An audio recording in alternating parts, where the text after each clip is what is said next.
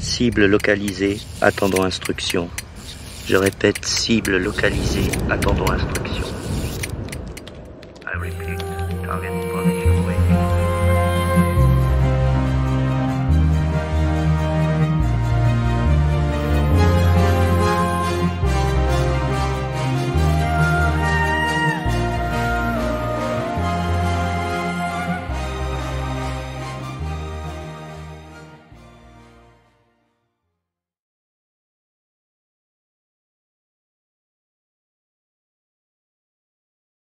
Mais juste un truc là, 2 secondes. Parce qu'on parlait des médecins français qui devraient aller en Chine là, pour faire des stages. Profitez-en, vous serez pas très loin. Les médecins français, allez faire un tour en Thaïlande.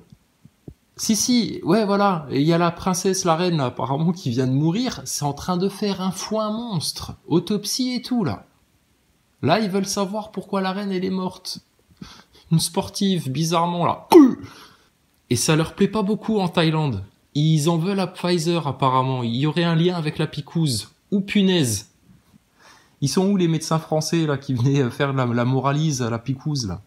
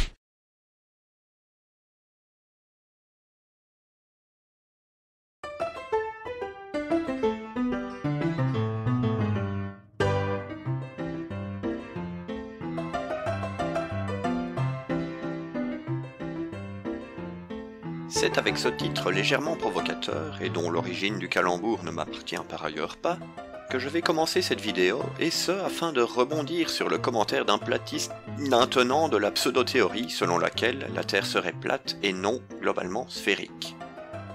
Le voici. En France, que ce soit à l'équinoxe de mars ou de septembre, le soleil à son zénith ne produit aucune ombre, ce qui prouve qu'il est à la verticale au-dessus de la France à 6 mois d'intervalle.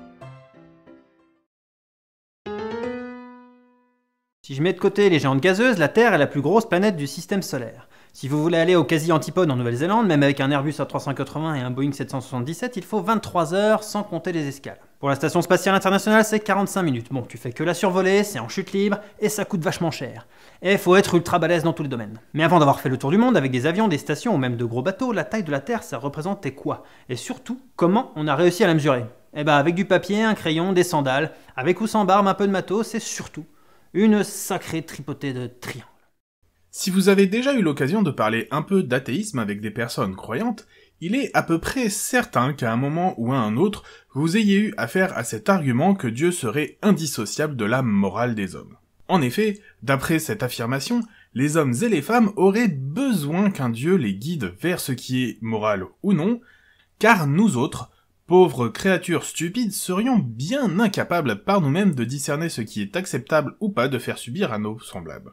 Rapidement, ce genre d'argumentation s'oriente vers 2 exemples censés prouver qu'en l'absence d'une quelconque croyance en Dieu, les sociétés humaines sont vouées à perpétrer irrémédiablement les pires atrocités. Et lorsque l'on en arrive là, ça ne va pas manquer pour pointer les 2 régimes politiques du siècle dernier qui ont le plus de morts au compteur, à savoir l'URSS et l'Allemagne du Troisième Reich.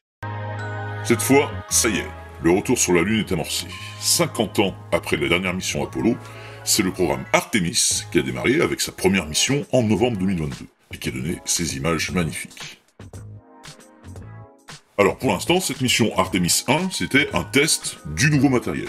Le lanceur, c'est-à-dire la fusée, le SLS, qui est un peu le descendant de la fusée Saturn V, et le nouveau vaisseau Orion, qui est le descendant d'Apollo, en plus gros, et qui est propulsé par un module de l'ESA, l'Agence Spatiale Européenne.